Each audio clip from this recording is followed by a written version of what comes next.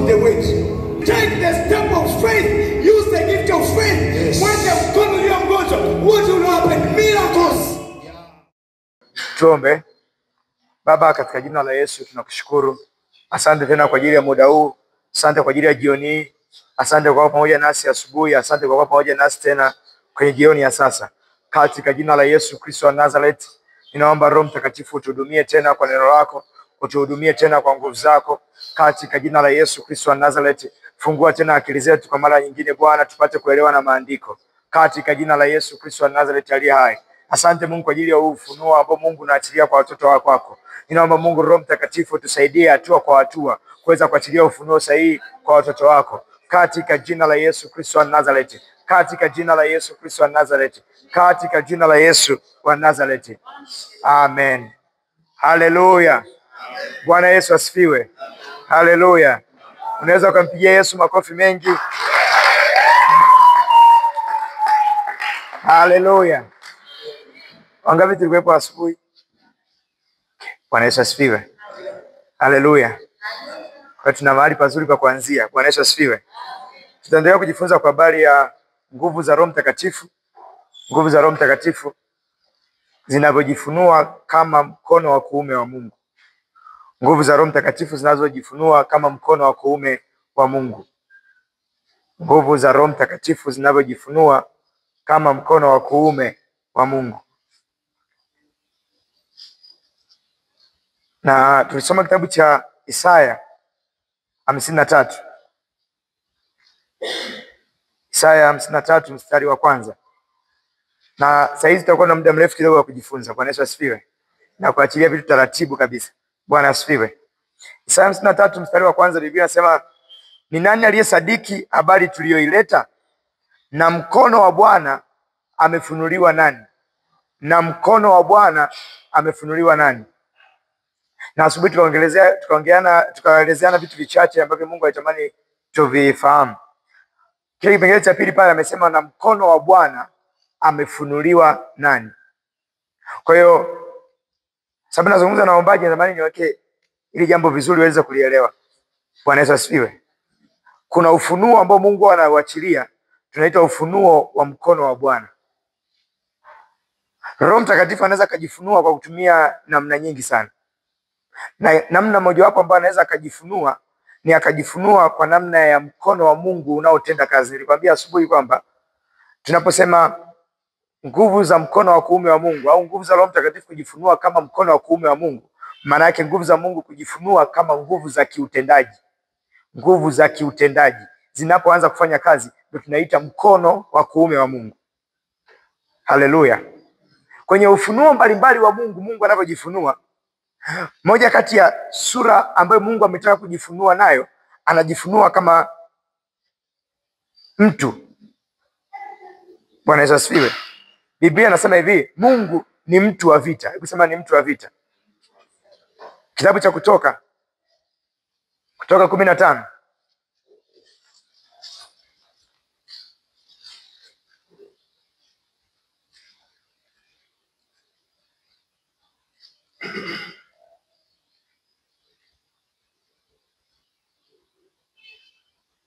Kitabu cha Kutoka sura ya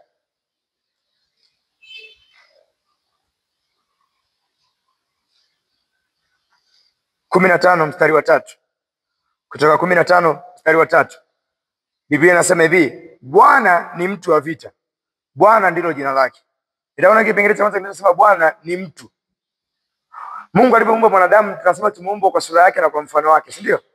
Kwa hiyo kama tumeumba kwa sura yake na kwa mfano wake, kuna vitu mbili tuanze kukubaliana. Kama sisi tuna macho na Mungu ana macho. Kama sisi tuna sura na Mungu ana sura. Kama sisi tuna mikono na Mungu ana mikono. Kama sisi tuna miguu na Mungu ana miguu. Bwana Yesu asifiwe. Kwa sababu sisi ndio mfano halisi wa Mungu, kwa hiyo sisi tunavyoonekana ndivyo ambavyo pia na Mungu anavyoonekana. Ndio maana Kristo alipokuja kumdhihirisha Mungu kwa mfano wa mwili, hakuchukua sura ya kiumbe kingine chochote isipokuwa alichukua sura ya mfano wa mwanadamu.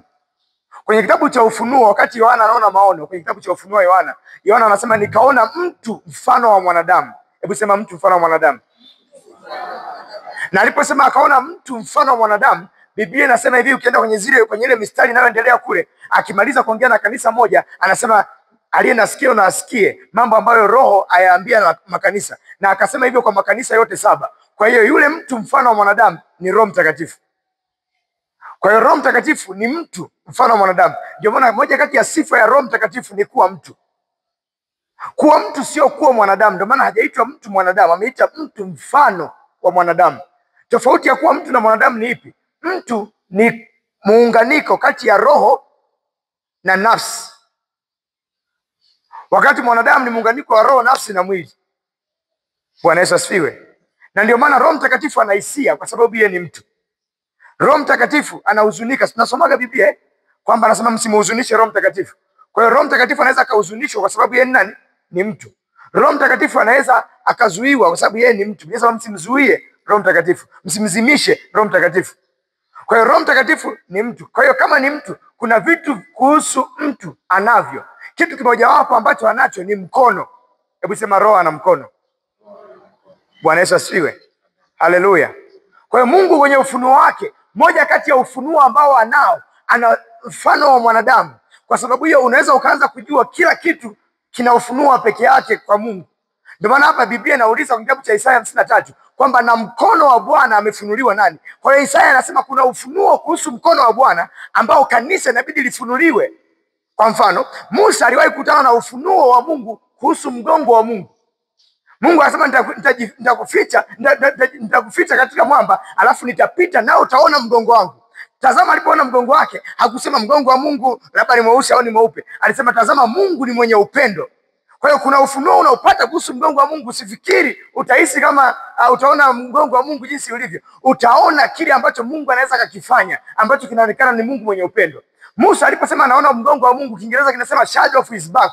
Maanake aliona kivuli cha Mungu, mambo ambayo Mungu aliyafanya nyuma. Ndio maana kutokea kwenye huo ufunuo alikuwa anaweza akaandika kitabu cha Mwanzo ambapo yeye hakuwepo. Bwana Yesu asifiwe. Wakati Mungu anaumba mbingu na nchi, yeye hakuwepo. Aliyapata hayo mambo wapi? Wakati Mungu anashughulika na kina Nuhu, yeye hakuwepo. Hayo mambo yote aliyatoa wapi? Aliyatoa kutokea kwenye ufunuo alipotazamishwa mgongo wa Mungu. Maanake Mungu akamwonyesha mambo aliyoyafanya nyuma, ndio maana ya kusema mgongoni. Bwana Yesu asifiwe. Ndipo akasema Mungu ni mwenye upendo, Mungu ni mwenye rehema. Aliziona rehema wapi? Kwa Nuhu. Biblia inasema lakini Nuhu akapata neema machoni pa Bwana. Hizo ni rehema za Mungu zilikuwa zinaonekana. Haleluya. Haleluya. Kwa hiyo tukisema leo ufunuliwa mkono wa Mungu, usifikirie hapo utaona mkono kupu. Kuna kitu, kuna ufahamu utakuja ambao utakuwa kama mkono wa Mungu. Ndio maana swali analouliza hapa huyu ndugu Isaya, anasema na mkono wa Bwana amefunuliwa nani? Kuna ufunuo tunaofahamu kuhusu uso wa Mungu, si ndio? Tunaposema uso wa Mungu kila mmoja anaelewa tunamaanisha uwepo wa Mungu.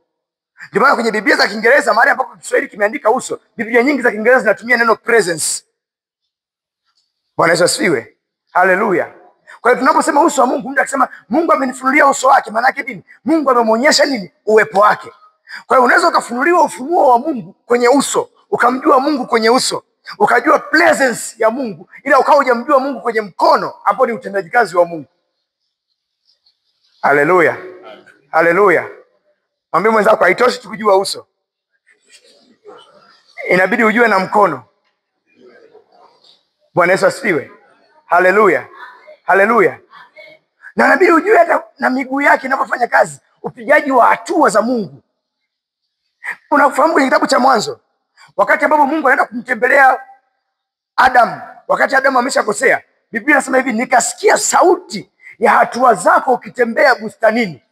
Alisikia sauti ya hatua, manake Adamu alikuwa anajua hadi Mungu anavyotembea. Haleluya. Haleluya. Alikuwa na ufunuo jinsi gani Mungu anavyokuja. Anajua nikisikia huyu labda ni malaika, ila nikisikia hatua fulani hizi ni za Mungu. Haleluya. Haleluya. Ndio maana kuna mtu akija na kuelezea jinsi ambavyo Mungu amefanya kwenye maisha yake, unamwambia huyo sio Mungu. Kwa nini? Tunajua hatua za Mungu. Tunajua Mungu ambavyo huwa anafanya vitu. Bwana Yesu asifiwe. Haleluya. Tuambia yani ni Mungu tu. Nilifika pale nikakutana na mtu mmoja, nikampa 50 kwanza anichongeshie mchongo, ndio barua yangu ikaenda haraka. Huyo sio Mungu. Hatua za Mungu hazinaga rushwa. Bwana Yesu asifiwe. Haleluya. Kwa mtu akizungumzia jinsi alivyopiga hatua kwenda ngazi nyingine, akataka kutuonyesha Mungu yupo, tutaona uaminifu wa Mungu. Tutaona haki ya Mungu imekaa pale. Tutamwambia kweli hizi ni hatua za Mungu. Wewe umejua ufunuo wa miguu ya Mungu. Bwana Yesu asifiwe. Haleluya. Ukiona mtu yuko tayari na injili kila wakati, miguu yake iko salama kiroho. Biblia inazungumza, inasema hivi, mfungiwe miguu ya utayari ilitoayo kwa injili ya amani. Kwa hiyo ukiona mtu amepigwa injili ya kutosha, kitu kimoja wapo atakachokuwa nacho ni kuwa na utayari rohoni. Kwa hiyo miguu yake kiroho iko tayari kupeleka injili wakati wowote. Ndio maana Biblia sasa hivi ni mizuri kama nini miguu yao waletao habari njema, sio ni mizuri kama nini midomo yao, kwa sababu kinachobeba habari njema sio mdomo wako, ni miguu yako. Wakati Elisha anataka kuuawa na mfalme, kipindi kile ambacho kuna njaa kali, ule ufalme wao na pale Samaria wamezungukwa, Biblia sasa hivi anapokuja kumuua ule mtu akasema, je, sauti ya bwana wake haipo kwenye miguu yake kwamba aje kuniua? Kwa hiyo sauti huwa haibebwi kwenye kinywa, inabebwa kwenye miguu. Haleluya. Mwambie mwenzako sauti haibebwi mdomoni, inabebwa kwenye miguu yako. Haleluya. Haleluya. Tunaongea vitu vya kiuombaji, si ndio? Haleluya. Ili unapoingia kuomba, uombe kwa ufahamu. Miguu yako, ukipata ufunuo wa miguu ya Mungu, utajua kwamba miguu yako ya kwako unayoiona wewe, hiyo sio tu ya kwako peke yako, na Mungu pia anaitumia. Kwa sababu Mungu anasema mbinguni ni kiti changu, lakini duniani ni mahali pa kuwekea miguu. Unafikiri miguu yake inafikaje duniani? Akiingia ndani yako, miguu yako ndio miguu yake.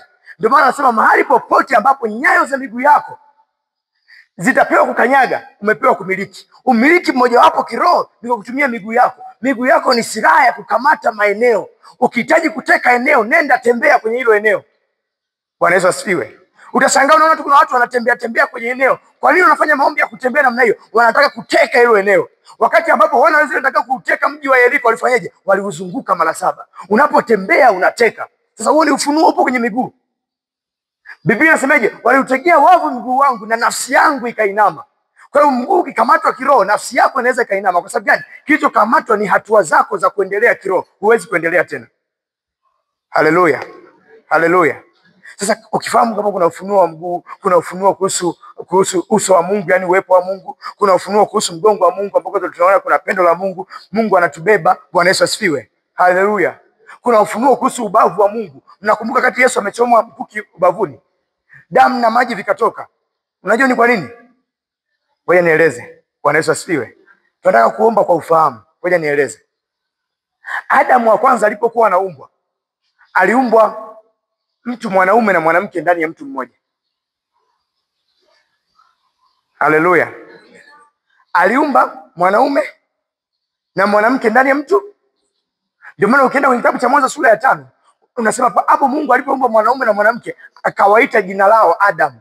Kwa hiyo ile ilipotolewa Adam kwa Adam, yule Adam alikuwa ana Adam mwanaume anayeonekana, lakini kwenye ubavu wake kulikuwa kuna mwanamke. Ndio maana Biblia inasema Mungu akautoa ubavu wa Adam, akaenda akaongezea udongo mwingine akaufanya mwanamke. Biblia inasema no, alipoutoa ubavu wa Adam akaufanya mwanamke. Kwa hiyo akikuongezewa chochote, ni kile kile kilichokuwa ndani ya Adam ndio kilifanyika kuwa mwanamke. Kwa hiyo Adamu wa kwanza aliumbwa akiwa ni mwanaume na mwanamke kwa pamoja. Kristo anapokuja anakuja kama Adamu wa pili.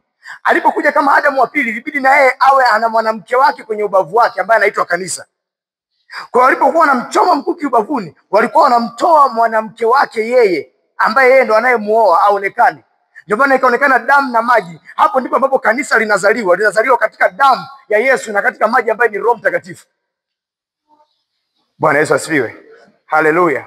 Nje hapo hamna ufunuo wa kanisa. Hamna ufunuo wa kanisa kama hamna damu ambayo ni damu ya Yesu na maji ambayo ni Roho Mtakatifu. Kwa hiyo kanisa lilipotolewa kutoka kwenye ubavu wa Yesu, angalia kilichoonekana, damu na maji. Ndio maana kanisa likikosa ufunuo juu ya damu na likakosa ufunuo juu ya Roho Mtakatifu, hilo kanisa sio kanisa tena. Haleluya. Mwambie mwenzako huo ni ufunuo wa ubavu. Haleluya. Bwana Yesu asifiwe. Bwana Yesu asifiwe.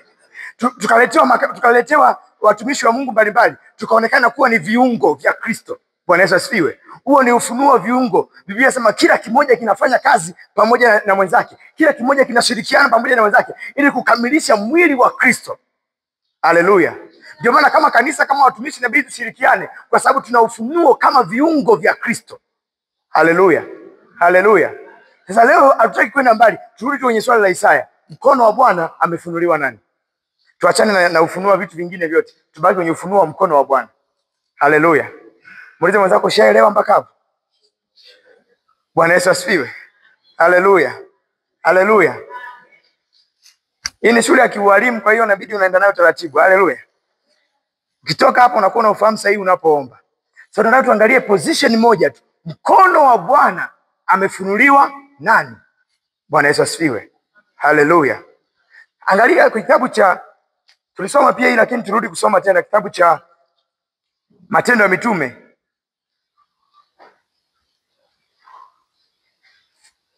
Matendo ya Mitume sura ya 4 mstari wa 30 mpaka 33. Lakini nataka wa 30, wa 31 na 33. Wa 30 mpaka 33 unaweza ukasoma, lakini wa 30 walikuwa wanaomba hao jamaa baada ya kutishiwa. Ukisoma hii story vizuri unakumbuka ilikotokea. Imetokea kwenye kitabu cha sura ya 3, kwenye sura ya 3, kwenye kitabu cha Matendo ya Mitume sura ya 3 ndio ilikotokea. Pale ambapo Petro na Yohana walimkuta yule kiwete mlangoni, kwenye ule mlango unaitwa Mzuri, wakamponya. Bwana Yesu asifiwe. Na baada ya kumponya watu wakawa wanawatukuza kama wao ndio waliomponya, kama wao ndio wamefanya hicho kitu kwa nguvu zao. Na Petro akaamua kuchapa mahubiri pale, akasema msifikiri hiki kitu tumefanya kwa nguvu zetu, lakini yule Yesu ambaye ninyi mlimtesa, huyo ndiye Mungu amemfanya kuwa Bwana yote. Wakaona hao jamaa wameanza kuhubiri kwa jina la Yesu, wakawakamata, wakawatia gerezani. Baadaye walipokuja kuachia, wakawapiga fimbo, afu wakaambia msihubiri tena kwa jina hili. Ndipo wakarudi wakawafuata ndugu zao walipokuwa, wakawaambia ise tumepigwa huko kwa ajili ya jina la Yesu. Na baadaye wakajijua kabisa kwamba ujasiri wa kuhubiri umepungua, hofu imeingia ndani yao. Kwa hiyo ikabidi wamuombe Mungu ili Mungu awarejeshe tena ujasiri wa kuhubiri. Kwenye mstari wa 29 wakaomba hivi, wakasema basi sasa Bwana, yaangalie matisho yao, ukawajalie watumwa wako kunena neno lako kwa ujasiri wote, ukinyosha mkono wako kuponya. Ukinyosha mkono wako kuponya, ndio kipengele. Ukinyosha mkono wako kuponya, ishara na maajabu vifanyike kwa jina la mtumishi wako mtakatifu Yesu. Alafu mstari wa 33 nasema, na mitume wakatoa ushuhuda wa kufufuka kwake Yesu kwa nguvu nyingi, na neema nyingi ikawa juu yao wote. Bwana Yesu asifiwe. Haleluya. Angalia kitu mmoja wao walichokitumia wakati wanaomba ujasiri, waliomba mkono wa Mungu unyoshwe. Kama mitume waliomba mkono wa Mungu unyoshwe, unahitaji pia na wewe kuomba mkono wa Mungu unyoshwe. Kama mitume waliweza kuomba, na baada ya kuomba Biblia inasema wakapata nguvu. Pale mahali walipokuwa pakatikiswa, wakajaa Roho Mtakatifu. Mstari wa 33 unasema wakatoa habari za Yesu, wakatoa ushuhuda wa Yesu kwa ujasiri mwingi na kwa nguvu nyingi. Kwa nguvu ya kutosha wakashuhudia habari za Yesu, na neema ikaonekana. Yaani uwezesho wa kimungu ukaonekana juu ya watu wote. Kwa hiyo kuomba mkono wa Mungu kunakuja na neema ya Mungu, sio kwa ya kawaida. Bwana Yesu asifiwe. Haleluya. Haleluya. Yesu mnafahamu, ili mtu ainuliwe anatakiwa kunyenyekea, si ndio? Na Biblia inasema Mungu wapinga wenye kiburi, bali wapa wanyenyekevu nini? Neema. Sasa angalia wanyenyekevu wanaponyenyekea ili wapewe neema ni wapi? Biblia inasema nyenyekeeni chini ya mkono wa Mungu ulio hodari, naye atawakweza kwa wakati wake. Kwa hiyo sio tu swala la kunyenyekea, lakini kunyenyekea chini ya mkono wa Mungu. So unyenyekevu ambao unakuletea neema ni unyenyekevu ambao unanyenyekea chini ya mkono wa Mungu. So lazima ufahamu mkono wa Mungu ili uwe na uwezo wa kunyenyekea. Ndio maana walipoomba mkono wa Mungu neema ilionekana, kwa sababu kuomba mkono wa Mungu maana yake umeshanyenyekea chini ya mkono wa Mungu. Na unaponyenyekea chini ya huo mkono wa Mungu, kitu kimoja ambacho kitatokea ni neema ya Mungu kuwepo pamoja na wewe. Kwa sababu gani? Unakuwa mnyenyekevu, na Mungu huwapinga wenye kiburi, lakini huwapa wanyenyekevu neema. Haleluya. Haleluya. So lazima ufahamu ufunuo wa mkono wa Mungu ambao ni nguvu za Mungu za kiutendaji. Usiseme tu na uwepo wa Mungu. Unaweza kuwa na uwepo wa Mungu afu Mungu asifanye kitu. Bwana Yesu asifiwe. Haleluya. Haleluya.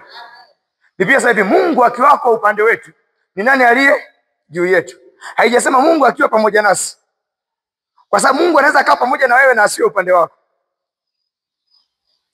Kama umewahi kufanya kosa shuleni ukaenda na mzazi shuleni, unafika shuleni uko pamoja na mzazi, mkifika kule wakianza kuongea na walimu, unagundua nipo na mzazi wangu lakini hayuko upande wangu.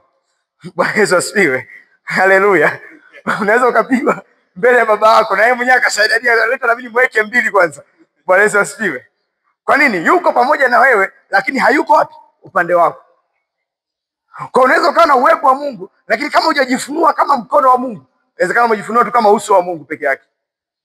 Kwa unasema nina presence ya Mungu. na presence ya Mungu ina faida yake. Musa aliomba kwamba uso wako uende pamoja na sisi, ina faida yake. Lakini kuna saa ya kutaka mkono wa Mungu uinuke. Kuna saa ya kutaka mkono wa Mungu udhihirike. Kwa sababu gani? Kinachohitajika wakati huo sio tu kujua Mungu yuko hapa, ni saa ya kujua Mungu anatenda pamoja na mimi. Kwenye kitabu cha Warumi sura ya 8 mstari wa 28 anasema, nasi tunajua katika mambo yote Mungu hufanya kazi pamoja na wale wampendao katika kuwapatia mema. Sio tu Mungu kuwa pamoja na wewe, lakini kufanya kazi pamoja na wewe. Kwa mkono wake aingie kazini, kwenye kazi ambayo unaifanya. Ndio maana moja kati ya ombi unatakiwa kuomba ni, Mungu funua mkono wako. Mkono wa Bwana uende pamoja na mimi. Nyosha mkono wako kuponya. Ishara na ajabu vifanyike. Bwana Yesu asifiwe. Haleluya. Kila nilipokuwa nikiandaa ibada za uponyaji na ibada za miujiza, Mungu alikuwa anikumbusha huo mstari. Na mara nyingi nilikuwa hata naomba bila kujua kuna ufunuo gani kwenye huo mstari. Kwa nini niombe hivyo? Lakini kwa sababu kwenye Biblia nikawa nauomba. Bwana Yesu asifiwe. Mpaka Mungu alipoanza kunielekeza kwamba unapoomba namna hii haupokei tu nguvu, unapokea nguvu ambazo utaruhusiwa kuzitumia. Nguvu ambazo zimekuja kwa ajili ya kufanya kazi. Sio zimekuja tu ujisikie nimejazwa nguvu. Si unajua watu wengi sana wanataka kujazwa nguvu za Mungu, hapo wakaanguka wagalagala, alafu wakaenda nje hamna anachokifanya na hizo nguvu. Kwa nini? Inawezekana zimejifunua tu kama uwepo wa Mungu, hazijajifunua kama utendaji kazi wa Mungu. Bwana Yesu asifiwe. Bwana Yesu asifiwe. Mnakumbuka walipojenga hema wakamwabudu Mungu, wakamsifu Mungu. Biblia inasema wingu la Mungu likashuka, utukufu wa Mungu ukaijaza ile nyumba. Alafu nini kilichotokea? Biblia inasema hata makuhani wakashindwa kufanya utumishi wao katikati ya hiyo nyumba, wakaja nje. Sikiliza, utukufu wa Mungu ulishuka, lakini uliwafukuza wote nje. Hatuhitaji kuwa na utukufu wa Mungu ambao hatuwezi kufanya kazi. Tunataka utukufu wa Mungu ukishuka, tuwe na uwezo wa kushirikiana na huo utukufu kufanya kazi. Huo utukufu hautaki kuwa utukufu tu wa presence ya Mungu, ni utukufu wa mkono wa Mungu ndio utakaofanya ufanye kazi pamoja na wewe. Bwana Yesu asifiwe. Haleluya. Haiwezekani uwepo wa Mungu ushuke tukimbie ibadani. Tunaomba hapa ghafla wingu kup. Haleluya. Linakuwa zito mpaka kila mmoja anaona asiwezi kukaa hapa. Haitaki kuja wingu la selio. Inabidi wingu likishuka lichuke kama ile shuka wakati wa kina Petro. Lituache huko ndani, tusikie sauti nasema huyu ndiye mwanangu mpendwa. Maana yake tunaweza tukashirikiana na huo upako. Sema tena mkono wa Mungu. Sema mkono wa Mungu. Haleluya. Bwana Yesu asifiwe. Haleluya. Sasa kwenye kitabu cha Mambo ya Nyakati wa kwanza tulisoma pia sura 29, lakini nataka niingie ndani zaidi. Mstari wa 12. Anataja mambo manne ambayo utayaona kwenye mkono wa Mungu, mkono wa Mungu ukifunuliwa.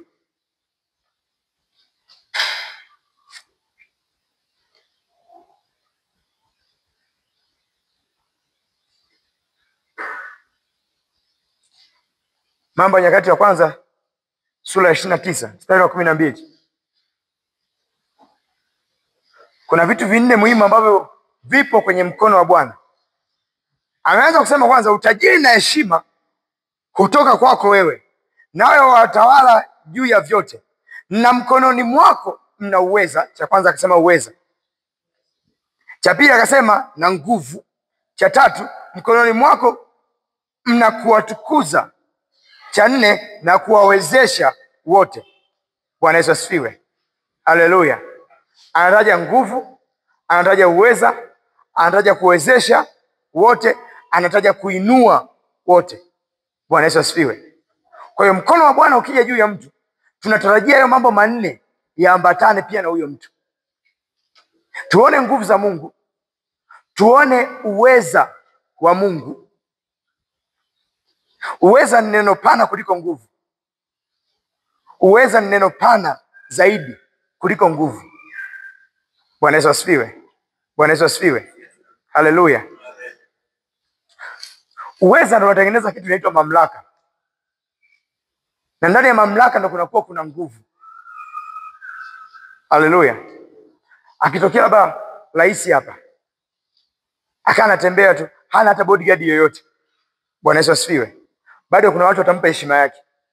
Wanachokiogopa sio nguvu, kwa sababu hana mlinzi yoyote. Wanachokiogopa pale ni uweza. Bwana Yesu asifiwe. Nini anaweza akafanya kama ukimsogelea? Ndio maana ya uweza. Nini anaweza akafanya? Bwana Yesu asifiwe. Haleluya. Kwa nasema mkononi mwa Mungu kuna uweza. Mkono wa Mungu una nguvu. Ndio maana Biblia sasa akawapa mamlaka na nguvu juu ya pepo wote. Sio tu nguvu peke yake na mamlaka. Mamlaka unaitumia, inabidi kitu kikubaliane na mamlaka. Kikikataa mamlaka, unatumia nguvu. Haleluya, haleluya. Nitoe mfano wa shuleni. Tukiwa shuleni, wakati tunasoma, mwalimu ana mamlaka. Anaweza akasema nimesema huko darasani wote mtoke. Hiyo ni mamlaka, tunatoka wote. Tukikataa kutoka, inabidi aje na nguvu.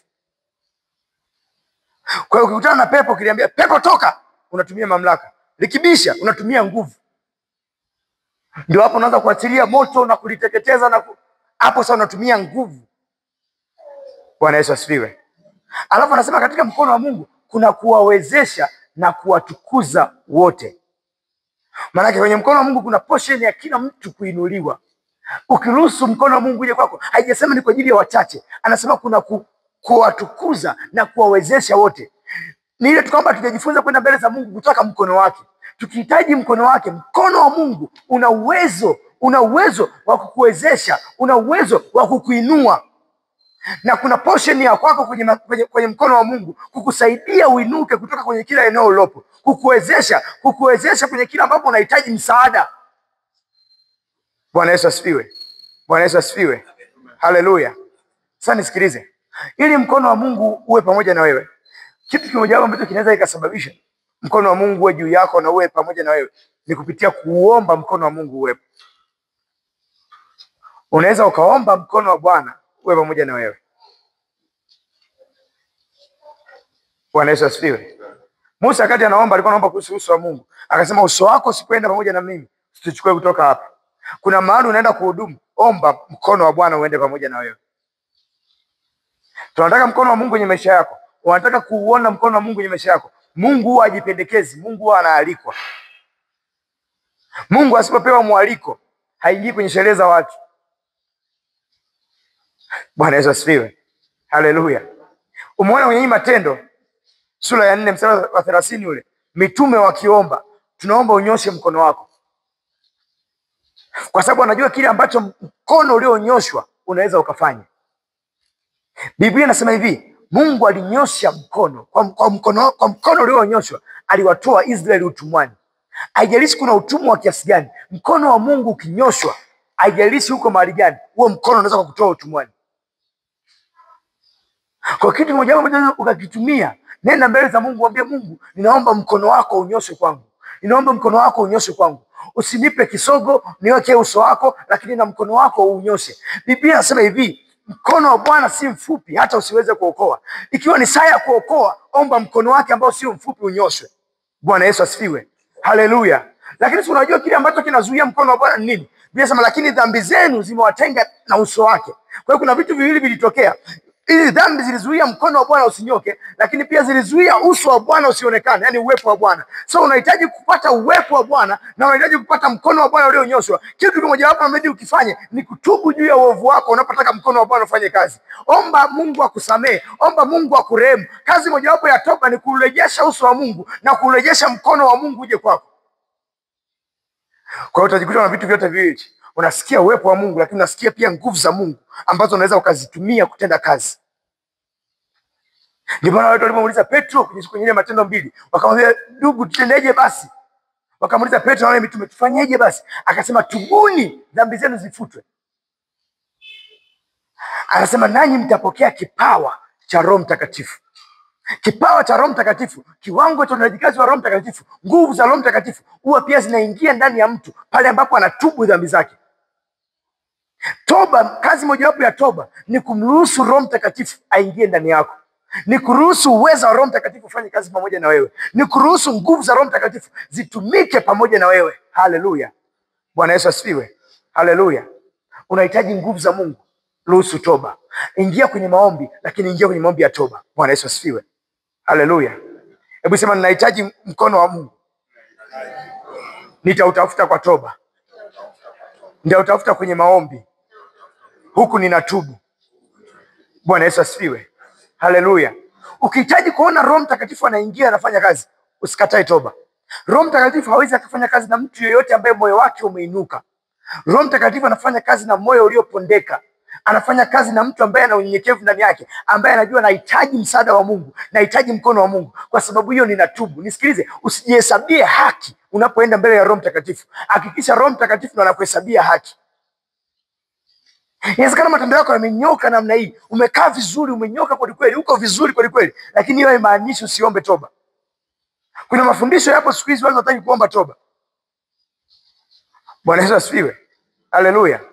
Nisikilize, saa nyingine hatutubu kwa sababu ni wenye dhambi tu.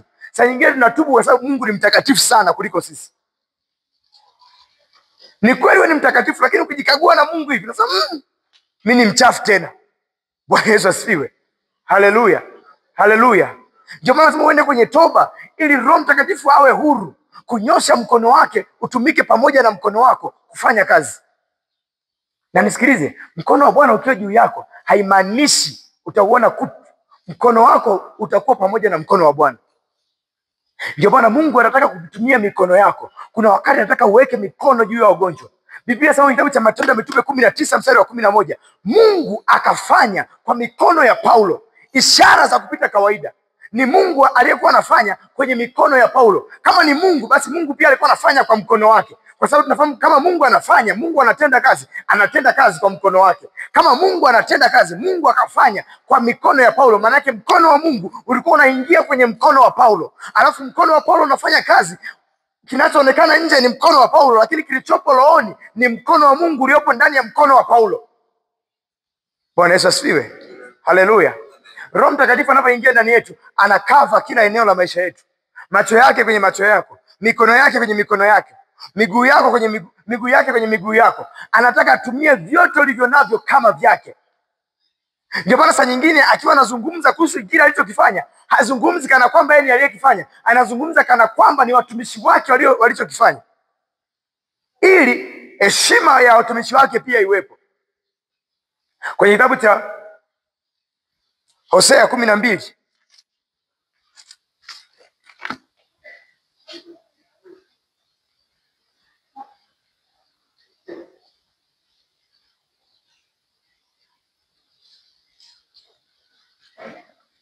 Hosea 12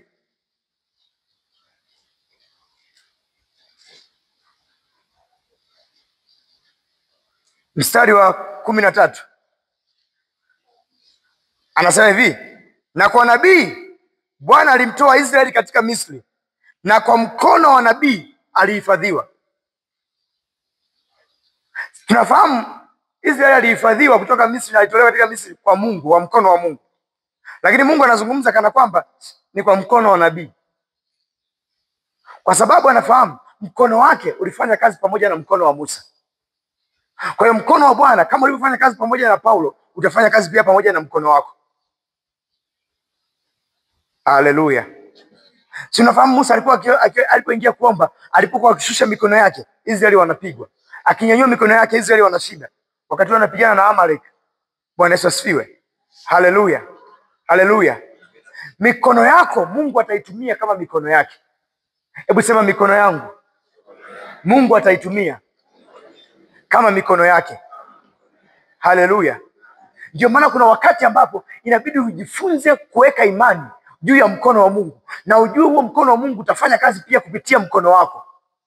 Kwa hiyo nini unataka ukifanye? Ikitokea kuna hali yoyote ambayo inahitaji utendaji kazi wa Mungu, weka mkono wako kwenye hicho kitu. Unaenda kwenye shamba, weka mkono wako kwenye shamba lako. Unaenda kwenye biashara, weka mkono wako kwenye hizo biashara. Unakutana na mgonjwa, weka mkono wako juu ya huyo mgonjwa. Na wakati mwingine utakuwa unasikia hadi nguvu za Mungu zinakuja hadi kwenye mwili wako kabisa kikawaida. Kwa sababu ni mkono wako utakuwa umeunganishwa na mkono wa Bwana. Na Biblia inasemaje? Mkono wa Bwana huo ni hodari, hakuna ambaye anaweza akaushinda. Bwana Yesu asifiwe. Haleluya. Haleluya. Kwa hiyo jambo la kwanza, omba. Unataka mkono wa Mungu uwepo, uombe. Omba mkono wa Mungu uwe pamoja na wewe. Na kitu kimoja hapo kitakacho kuongoza kuomba mkono wa Mungu uwe pamoja na wewe ni pale ambapo unaomba toba, ili Roho Mtakatifu afanye kazi. Nisikilize, sio tu kuomba toba, umeomba toba ili, kwa sababu unapoomba lazima uombe kwa imani. Imani ni kuwa na uhakika na mambo yatarajiwayo. Kwa hiyo unapoomba kuna kitu gani ambacho unakitarajia? Kwa hiyo ninasema ninatubu ili dhambi zenu zifutwe, apate kuja Roho Mtakatifu. Kama umesomea kwenye huo mstari, maana yake hiyo toba lengo lake kubwa ni kumruhusu Roho Mtakatifu. Kwa kuna mazingira unaenda, unajua ya mazingira hayajakaa sawa. Nahitaji uwepo wa Roho Mtakatifu kwenye hili eneo. Tunahitaji Roho Mtakatifu kwenye hili kanisa. Kitu kimoja hapo ambacho unaweza ukaingia nacho kwa Mungu ili Roho Mtakatifu afanye kazi ni toba. Lakini toba huku ndani yako unajua kabisa, imani yako umeiweka kabisa, ninatubu ili Roho Mtakatifu ajifunue. Sema ninapotubu lazima niwe na imani. Nini nakitarajia baada ya kutubu? Bwana Yesu asifiwe. Imani lazima iwe na matarajio sehemu fulani. Yule mwanamke alisemeje?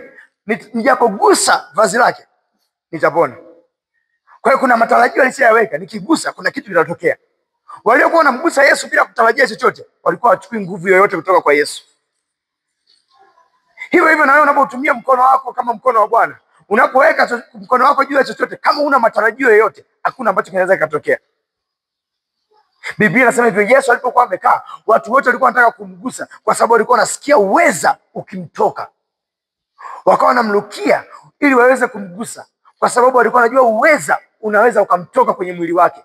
Kama mwili wake unaweza kutoa uweza hivyo, pia akikaa ndani yako, huo mwili wako unaweza ukatoa huo uweza namna hiyo. Unaweza ukawa unazungushiwa field ya nguvu za Mungu. Unasikia kama kuna nguvu za Mungu zimekuzunguka namna hii. Bwana Yesu asifiwe. Kwenye mkono wako unasikia kabisa nguvu za Mungu ziko pamoja na wewe. Unasema kuna wakati tunaomba ibada za Roho Mtakatifu na ujazo wa nguvu za Mungu, nasikia mkono wangu kama unatetemeka tu hivi. Sema au shetani anapita. Sio shetani, nguvu za Mungu zimeingia. Mkono wa Mungu umeingia kwenye mkono wako. Mkono wa Mungu umeingia kazini. Bwana Yesu asifiwe. Haleluya. Mungu anasema sasa nikisikia hivyo ndo ninafanyaje? Ruhusu hizo nguvu za Mungu ziende kwenye kile ambacho unakitaka. Kilete kwenye fikra zako mbele yako afu kibandike mkono. Bwana Yesu asifiwe. Haleluya. Hata kama kiko mbali, bandika mkono kutokea kwenye fikra zako. Roho Mtakatifu atatumia huo mkono kwa sababu ni mkono wake. Haleluya. Jambo la pili, unahitaji kuona mkono wa Mungu kokote ambako unaenda. Tamka huo mkono. Kuna utofauti kati ya kuomba na kukiri. Hapa nataka usiende tu kuomba, uingie kwenye kukiri na kutamka. Mkono wa Bwana uko juu yako. Mkono wa Bwana uko hapa. Mkono wa Bwana ninatembea nao. Mkono wa Bwana uko juu yangu. Bwana Yesu asifiwe. Haleluya. Lazima ujifunze kutamka. Yesu mwenyewe anasema nikitoa pepo kwa kidole cha Mungu, ufalme wa Mungu umekwisha kuajilia. Kama Yesu anasema hivyo, maana yake Yesu alijifunza kutumia mkono wa Mungu. Alijifunza kutumia kidole cha Mungu. Kama Yesu alijifunza hivyo, lazima na wewe ujifunze hivyo. So kuna wakati ambao unabidi utamke. Utamke ili kitu kitokee. Kwamba mkono wa Bwana uko mahali hapa. Mkono wa Bwana uko juu ya mtu fulani. Mkono wa Bwana unafanya hiki. Bwana Yesu asifiwe. Haleluya. Haleluya. Kiri mkono wa Bwana kufanya kazi. Hebu sema nitakiri mkono wa Bwana kuwa kwenye maisha yangu, kuwa kwenye familia yangu, kuwa kwenye biashara yangu, kuwa kwenye masomo yangu, katika jina la Yesu. Wakati ambapo Paulo anashindana na ule mchawi Elima, wewe tuisome story vizuri. Kitabu cha Matendo ya Mitume 13.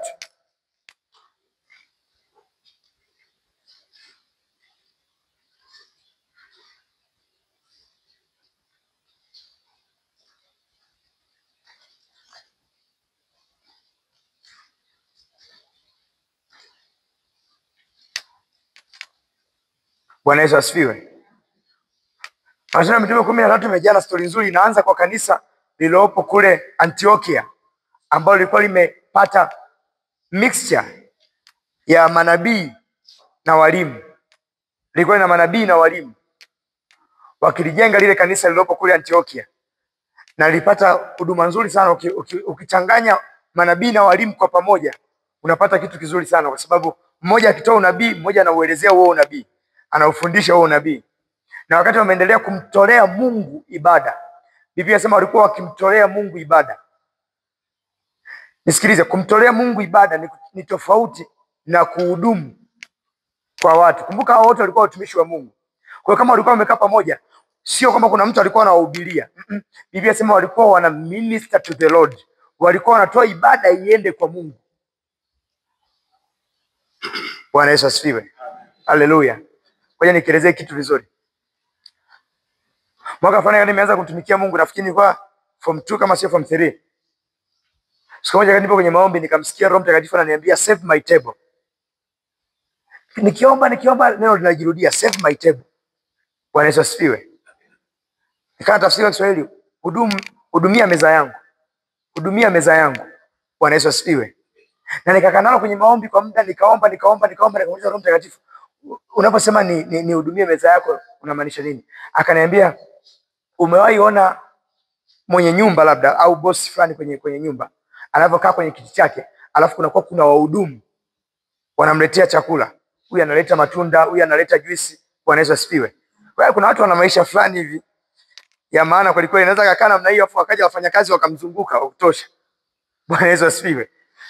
Lakini hata wengine kidogo, hata maisha ya kawaida tu, baba anapewaga heshima kwenye nyumba, si ndio? Baba anaitwa mwishoni wakati meza imeshaandaliwa, si ndio? Kuna mtu ambaye anakuja kukuita, ameandaa kila kitu, amekuja kukuhudumia. Kwa hiyo Mungu akaniambia, ninataka ujifunze kukaa na mimi kwa namna ya wewe kuja kunihudumia mimi namna hiyo. Hauji nyumbani kwangu ili upeleke chakula kwanza kwa watoto wangu, unakuja kwanza kunihudumia mimi. Hauji kwenye nyumba yangu ili uende kwenye mashamba yangu kwanza kabla hujakaa mezani pangu kwanza. Inabidi uje uniletee chakula mimi mezani. Nikisema nataka juisi, nipe juisi. Nikisema nataka matunda, leta matunda. Unihudumie mimi kwanza kabla sijakutuma kwenye kazi mashambani ambako unaenda kuvuna nafsi. Kwa hiyo kanibadilishia akili yangu. Nisiwe tu na akili ya kuja kuhubiri na kuhubiria watu wengine, lakini baada ya kuhubiria watu wengine au kabla ya kuhubiria watu wengine hivi, nikae nihudumu mimi, nitoe ibada yangu iende kwa Mungu. Bwana Yesu asifiwe. Haleluya. Kiingereza kina maneno mawili mazuri. Moja inasema minister to the Lord, yani ibada itoke iende kwa Mungu. Alafu kingine inasema minister for the Lord, yani tumika kwa ajili ya Mungu. Kwa hiyo usitake kutumika kwanza kwa ajili ya Mungu kabla hujatumika kwa Mungu. Haleluya. Haleluya. Na nikamuuliza Mungu, sasa natumikeje kwako? Akaniambia, ndio huo muda ambao inabidi upate kuabudu. Unakaa unamwambia Mungu tu wewe ni kila kitu. Sio umekaa kuombea ibada, unamwabudu Mungu. Unamsifu Mungu. Unamsifia yeye. Hii ndio inatengeneza uhusiano na Mungu. Bwana Yesu asifiwe. Haleluya.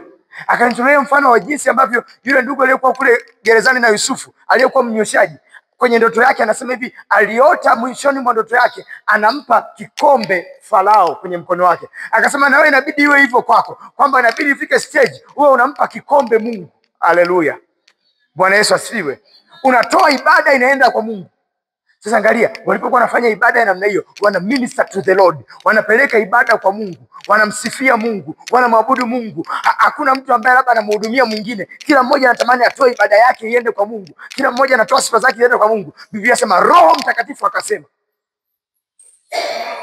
Kwa hiyo Roho usio anasema sema ovyo. Moja kati ya eneo ambalo Roho anasema kiwepesi ni ukitoa ibada yako iende kwa Mungu. Ukidirect moyo wako na ibada unayoitoa iende moja kwa moja kwa Mungu. Sio unataka watu wakuone. Unaweza kuwa kweli ni mhubiri, lakini unapohubiri unataka hii ibada iende kwa Mungu. Unaweza kuwa kweli ni mwimbaji, ukishika mic mbele za watu haushikili watu wakuone. Hiyo ibada umeidirect iende kwa Mungu. Haleluya. Mwimbaji mmoja alisema wimbo huu ukawe manukato. Manukato ambayo yanaenda kwenye madhabahu ya Mungu, yanaenda kuwa harufu nzuri mbele za Mungu. Inabidi ndio iwe hivyo. Ifike wakati ambapo unapomwabudu Mungu, unapofanya maombi, Mungu aone hayo maombi yako yamekuwa directed kwake, yameenda moja kwa moja kwake. Bwana Yesu asifiwe. Yakifika kwake pale, yanakuwa harufu nzuri ya manukato kwake. Hapo utasikia Roho anasema. Nasema hao walipokuwa wakifunga na kumfanyia Mungu ibada, sio kufanya kwa ajili ya Mungu, ila kumfanyia Mungu ibada. Mungu akasema. Hebu sema nikimfanyia Mungu ibada. Mungu anasema. Haleluya. Haleluya. Bwana Yesu asifiwe. Na Mungu alichokisema, akasema nitengeeni Paulo na Barnaba kwa kazi hiyo niliyowaitia. Akaamua kuwatenga Paulo na Barnaba wawili, awatume kwenye utumishi ambao yeye ametaka kuwaitia. Mara zote Mungu akikuita kwenye utumishi, hakuiti mwenyewe. Atakupa na mtu wa kukusaidia. Unaweza ukaitika peke yako kama vile Paulo alipoitika peke yake kwenye njia kwenda Dameski. Lakini kwenye utumishi utakutana na watu wa kukusaidia. Useme Mungu mimi ameniita nikae mwenyewe tusielewani na mtumishi mwingine yoyote. Huo sio kweli. Mungu yeye anataka mwili wa Kristo huo unaweza kuungana. Kwa hiyo uweze ukaitwa Paulo peke yako una Barnaba. Bwana Yesu asifiwe. Sasa mimi na mafunuo ya kipekee sana. Level yangu ya kimafunuo yani sio ni mtu wa kuendana nayo. Bwana Yesu asifiwe. Haleluya. Hakuna mtumishi yote anaweza akasikia mafunuo yangu. Kwa hiyo nimeona nitakaa mwenyewe. Hakuna kitu cha staili kwenye ufalme wetu. Yesu mwenyewe pamoja na kuwa Yesu jinsi alivyokuwa, alimhitaji Yohana amtambulishe. Yesu mwenyewe pamoja na kuwa Yesu alichukua wanafunzi 12 wa kufanya kazi pamoja na yeye. Hawezi kutuambia ni mimi nimeitwa kibinafsi. Haleluya. Bwana Yesu asifiwe. Sitakuwa na mtu yeyote. Yohana mwenyewe alianzia huduma majangwani, tangu siku ya kutokea kwake ameenda kukaa majangwani, hata siku ya kutokea kwake amekaa majangwani. Alipokuwa, Biblia inasema kulikuwa kuna wanafunzi wa Yohana. Si mnafahamu?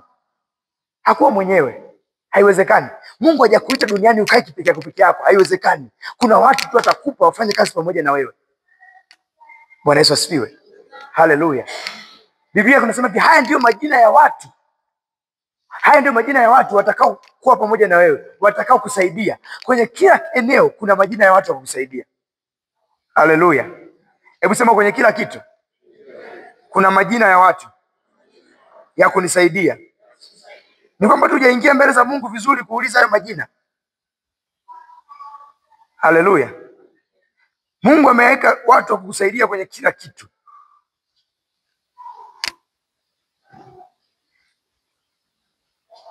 Kitabu cha Hesabu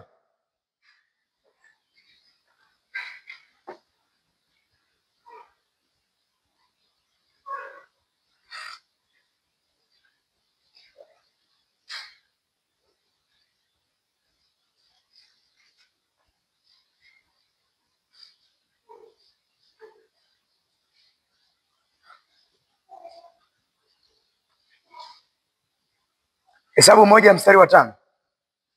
Hesabu 1:5. Biblia inasema hivi, na majina ya hao waume watakaosimama pamoja na ninyi ni haya. Nataka tuone hicho kipengele cha mwanzoni. Na majina ya hao waume watakaosimama pamoja na ninyi. Hamwezi mkao mmeitwa afu Mungu asiwape majina ya wale watakaosimama pamoja na wewe. Kwenye kila ambacho tunakifanya kuna watu tu watasimama pamoja na wewe. Bwana Yesu asifiwe. Haleluya. Sasa lengo letu sio hayo majina yanayoendelea huko. Lengo ni kujua hawa ndio watu watakaosimama pamoja na wewe. Haya ndio majina ya watu watakaosimama pamoja na wewe. Kwenye kile ambacho Mungu anataka ukifanye. Mungu anajua hatima yako ni kubwa. Mungu anajua kile kilichokeza ndani yako ni kikubwa. Ndio maana atakuwekea watu pamoja na wewe. Haleluya. Haleluya. Waswahili wana msemo wao wa ajabu sana. Wanasema hata shetani ana mbui wake. Kwamba hadi mtu akiwa muovu kweli kweli ana mtu anayemkubali. Anamwambia wewe mwanangu wenye uovu wako wote, lakini mimi nakukubali. Bwana Yesu asifiwe. Unaweza kukuta mtu ni gaidi kweli kweli, yani yeye ukitazama huyu gaidi, lakini ana mke. Huyu mwanamke alipateje? Aliwezaje huyu jamaa hata kupata mke na ugaidi alionao? Bwana Yesu asifiwe. Haleluya. Hata shetani mwenyewe anaandaa watu wa kusimama na watu wake. Kwa sababu anafahamu ili ajenda kubwa ifanikiwe inahitaji watu. Mgomo wote haujaanzaga na watu wengi, anaanzisha mtu ila anapata watu. Bwana Yesu asifiwe. Haleluya. Haleluya. Kwa hiyo kuna watu ambao Mungu atasimamisha pamoja na wewe. Kwa hiyo kanisa yuko Antiokia, wakati wanamtolea Mungu ibada, wakatengwa Paulo na Barnaba. Alafu Biblia inasema kwenye mstari wa 4, hao wakiongozwa na Roho. Hebu soma mstari wa 4. Angalia matokeo yaliyokuwa yanatokea kwao.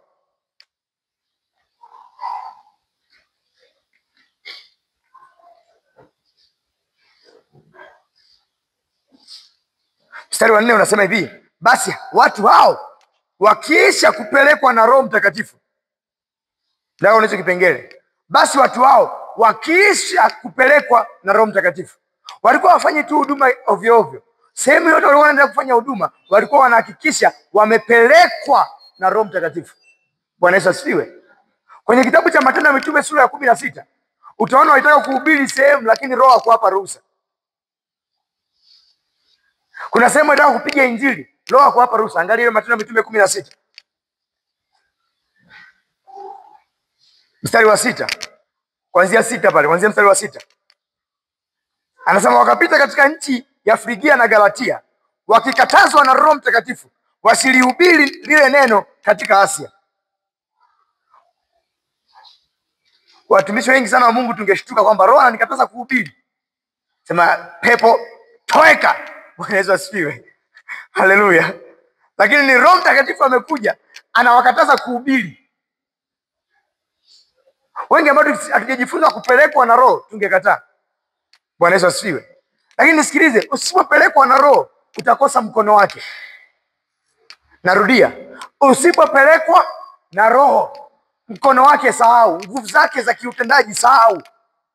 Sio kwamba atakuacha, ataenda pamoja nawe ili tu akuokoe, kwa sababu anajua huko utakakoenda utapigwa. Muulize Paulo, alikuwa anaambiwa na Roho Mtakatifu asishuke kwenda Yerusalemu, akawa king'ang'anizi, mimi nitaenda Yerusalemu, kule ndo ambako nilikuwa natesa watu, nikifika kule Mungu yani watanielewa na injili yangu. Alipigwa kweli kweli, alafu Mungu akatokea mbele yake akasema, haya sasa, kama ulivyonishuhudia Yerusalemu na kupigwa pia, nenda kanishuhudia kwa mataifa. Nimekuita kwa ajili ya watu wa mataifa. Kwa nini? Huwezi ukaona mkono wa Mungu. Mkono wa Mungu unakuwa pamoja na wewe kama unatii mapenzi yake. Kama anakupeleka yeye, mkono wa Mungu unakuwa pamoja na wewe. Na kazi mojawapo ya mkono wa Mungu ni kukuokoa. Kazi mojawapo ya uso wa Mungu ni kukupa raha. Uso wangu utaenda pamoja na wewe, nami nitakupa raha. Anasema mkono wako utaniokoa. Bwana Yesu asifiwe. Haleluya. Anasemeje Daudi? Hata ningefanya kuzimu kitanda changu, huko mkono wako ungenishika. Nisikilize, mkono wa Mungu ukiwa pamoja na wewe, hata ukiingia kuzimu utakuwa pamoja na wewe. Kuzimu akipeleka jina lako ili wafanye vita na wewe, mkono wa Bwana utaliona jina lako kwa kuzimu. Ndio maana ukihitaji kuokolewa na Mungu, kaa kwenye mapenzi ya Mungu, pelekwa na Roho. Ukipelekwa na Roho, mkono wake utakuwa pamoja na wewe. Kama hujapelekwa na Roho, mkono wake ni ngumu kuwa pamoja na wewe. Na uwezi ukauamuru tu na kukiri mkono wa Mungu ufanye kazi. Hautafanya kazi. Ili mkono wa Mungu ufanye kazi, inahitaji uwe umepelekwa.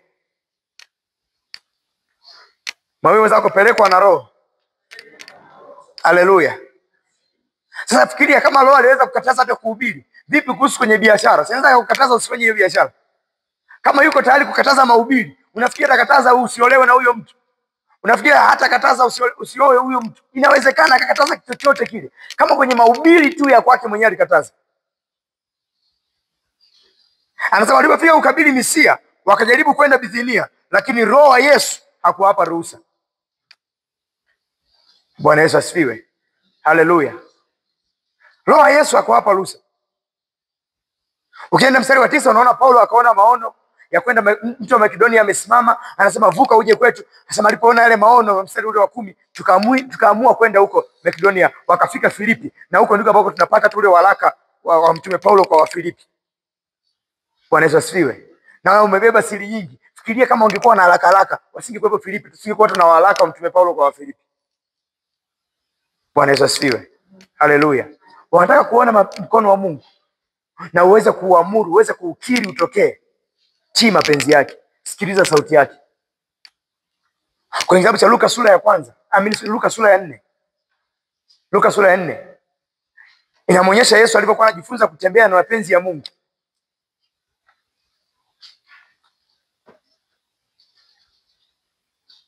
Luka sura ya 4. Mstari wa 1. Unasema naye Yesu hali amejaa Roho Mtakatifu, alirudi kutoka Yordani, akaongozwa na Roho muda wa siku 40 nyikani. Angalia vitu viwili. Kwanza alijazwa Roho Mtakatifu, inawezekana pia umejazwa Roho Mtakatifu. Lakini cha pili, aliongozwa na Roho. Aliongozwa na Roho. Bwana Yesu asifiwe. Haleluya. Haleluya. Angalia mstari wa 14 kwenye hiyo Luka sura ya 4. Mstari wa 14. Biblia inasema hivi, Yesu akarudi kwa nguvu za Roho, akaenda Galilaya, habari zake zikaenea katika nchi zote za kando kando. Naye alikuwa akifundisha katika masinagogi yao, akitukuzwa na watu wote. Angalia neno akitukuzwa na watu wote. Kinachotukuza ni nini? Mkono wa Bwana. Katikati ya mkono wa Bwana kuna kutukuza. Bwana Yesu asifiwe. Sasa angalia sababu iliyosababisha mkono wa Bwana tuuone kwenye mstari wa 14 na wa 15. Kwa sababu mstari wa 14 ndio anasema akarudi kwa nguvu za Roho. Kama amerudi kwa nguvu za Roho, maana yake amerudi na mkono wa Bwana. Na angalia Biblia inasema habari zake zikaenea, maana yake alirudi na mkono wa Bwana. Tunajua sio tu nguvu za Roho, ni nguvu za Roho kwenye ufunuo wa mkono wa Bwana, kwa sababu habari zake zilienea. Maana yake kuna vitu alianza kutenda. Kwa hiyo zilikuwa ni nguvu zilizojifunua kwenye mfumo wa mkono wa Bwana, mkono wa kuume wa Mungu, kiasi ambacho alikuwa na uwezo wa kutenda baadhi ya mambo ambapo habari zake zikaenea. Na zilipoenea, huo mkono wa Bwana ukafanyaje? Ukamtukuza juu ya watu wote, na watu wote wakawa wakimtukuza. Kwa sababu gani? ametii kwanza. Kwa sababu kwenye ule mstari wa kwanza Biblia imesema hivi, Yesu akijazwa Roho Mtakatifu aliongozwa. Baada ya kuongozwa na Roho ndipo akarudi kwa nguvu. Usipoongozwa kwa Roho hauwezi ukaona mkono wa Mungu. Unataka kuona mkono wa Mungu, ongozwa na Roho kwanza. Bwana Yesu asifiwe. Haleluya. Mungu anataka nguvu zako kwenye hiki, umeongozwa na yeye. Mungu anataka nguvu zako kwenye biashara yangu, umeongozwa na yeye. Mungu anataka mkono wako kwenye maisha yangu, maisha yako yanaongozwa na yeye. Kwa sababu ili uone mkono wake, ongozwa kwanza na yeye. Ndio maana ukijua ulichokifanya ukaongozwa na yeye, rudi kwenye njia ya kwanza. Usikimbilie tu kukiri kama mkono wa Bwana uko hapo. Usikimbilie kukiri, rudi kwenye njia ya kwanza, tubu, ili mkono wake uingilie njia ya toba ukusaidie. Bwana Yesu asifiwe. Haleluya. Sema sitakiri mkono wa Bwana kama sipo kwenye mapenzi yake. Bwana Yesu asifiwe. La sivyo utakuwa kama wana wasikewa. Kwa jina la Yesu anahubiriwa na Paulo bila kujua Mungu anafanya kwa mikono ya Paulo ishara za kupita kawaida. Kwa hiyo kuna mkono wa Mungu kwenye mikono ya Paulo. Wao hawana huo mkono wa Mungu kwao. Bwana Yesu asifiwe. Haleluya. Ni sura hiyo hiyo, sura ya 19 ya Matendo ya Mitume, waliposhuhudia Mungu akifanya kwa mikono ya Paulo, nao wakajaribu kufanya. Alafu angalia kilichotokea. Biblia inasema walipigwa kweli kweli, na baada ya kupigwa jina la Bwana likatukuzwa. Nilitegemea jina la Bwana liaibike kwa sababu limeshindwa kutoa pepo, lakini jina la Bwana lilitukuzwa kwa kushindwa kutoa pepo. Kwa sababu gani? Heshima ligundulika kwamba hili jina la Bwana halitumiki tu na yeyote mtaani, linatumika na yule ambaye ana mkono wa Bwana kwenye maisha yake, ikawa linaheshimika. Unajua kitu ambacho kinaweza kikatumiwa na kila mtu hakina heshima. Vitu ambavyo vinatumiwa na wachache sana, hivyo vina heshima. Bwana Yesu asifiwe. Haleluya. Haleluya. Mwanamke akiwa analala na kila mwanaume hana heshima. Akiwa analala na mume wake tu anaheshimika mtaani. Yule uwezi, yule amestiki kwenye ndoa yake. Bwana Yesu asifiwe. Haleluya. Kwa hiyo jina la Yesu lilipata heshima kwa sababu alitumiki ovyo ovyo. Lingekuwa linatumika ovyo ovyo lisingekuwa na heshima. Bwana Yesu asifiwe. Na heshima ilionekaneje? Ni kwa sababu mkono wa Bwana upo katikati ya mkono wa mtu anayeitumia hilo jina. Na kwa sababu hiyo mkono wa Bwana ukawepo kulitukuza jina lake pale ambapo kuna watu wameshindwa kulitumia hilo jina. Haleluya. Haleluya. Sasa angalia kitabu hiki cha Matendo ya Mitume 13 tuliokuwepo.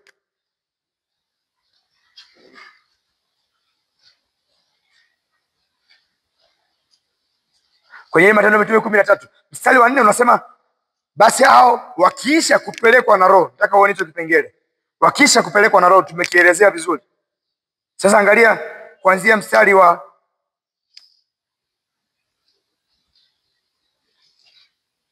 ukienda mstari wa 7 anasema, mtu huyo alikuwa pamoja na liwali Sergio Paulo. Huyu liwali alikuwa anataka kusikia Injili. Anasema mtu mwenye akili. Yeye liwali akawaita Barnaba na Sauli waje kwake, akataka kulisikia neno la Mungu. Lakini Elima yule mchawi, maana ndiyo tafsiri ya jina lake, akashindana nao akitaka kumtia yule liwali moyo wa kuacha ile imani.